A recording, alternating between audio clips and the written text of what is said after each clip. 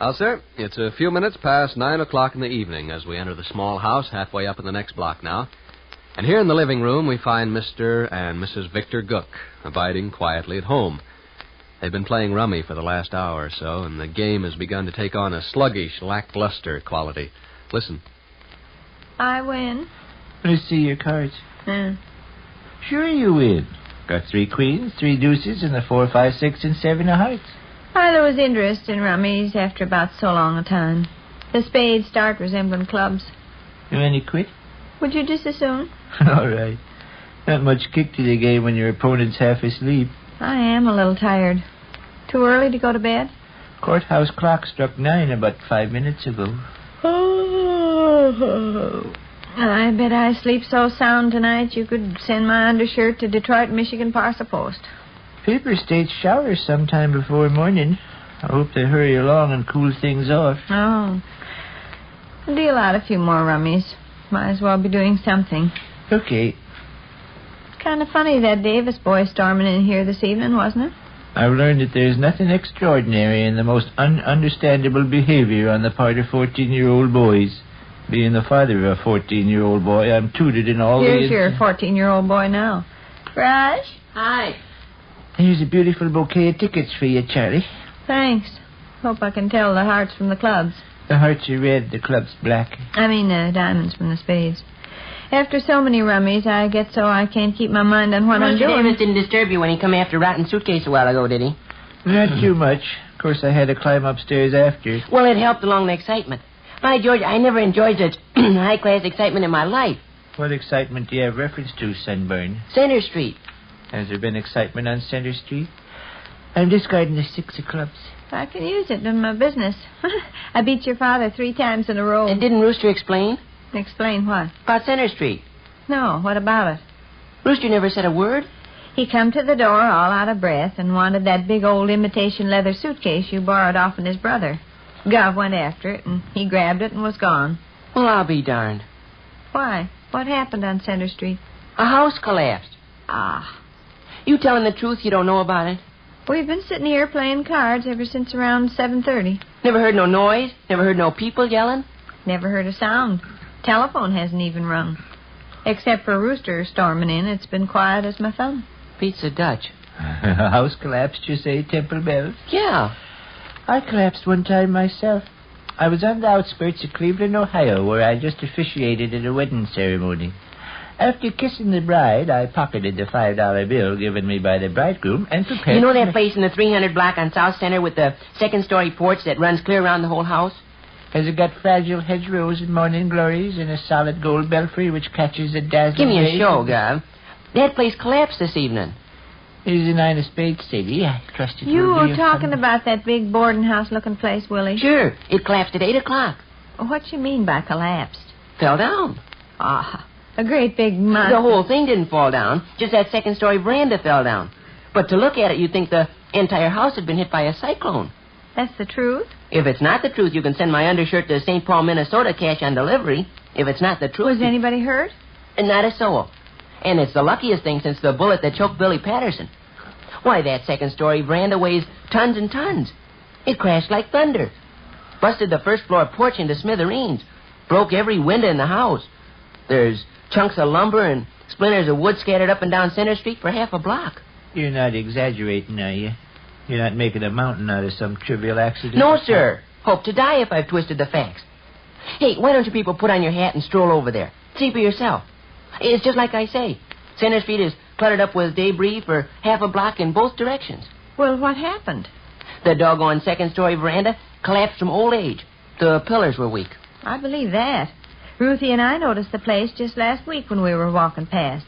That upstairs porch that circles the house was sagging in half a dozen places. Sure. It was bound to happen sooner or later. And it happened tonight. I'm surprised you individuals never heard the crash. Where were you when it happened? Standing out in front of the By Joe Picture Show. I was in the Society of Bluetooth Johnson. By George, we were in the 300 block on South Center in 2 seconds. Looks like we did miss some excitement. Missed half your life. Come on, slap on your hat. We'll go over there. Oh, it's all over and done with now. Probably still a crowd of people hanging around, though. No fooling. To look at that house, you'd think it got caught between 9 cyclones. Uh-huh. Come on, Gov. You and me will hike to Center Street. I'd like to beg off, Arthur. It's too warm an evening to work myself up over a porch falling off a house. Okay. Certainly a good thing nobody got injured. Yes, indeed. I remember the place you're talking about very well. Just last week, Ruthie and I walked past. Seems to me she passed some remark.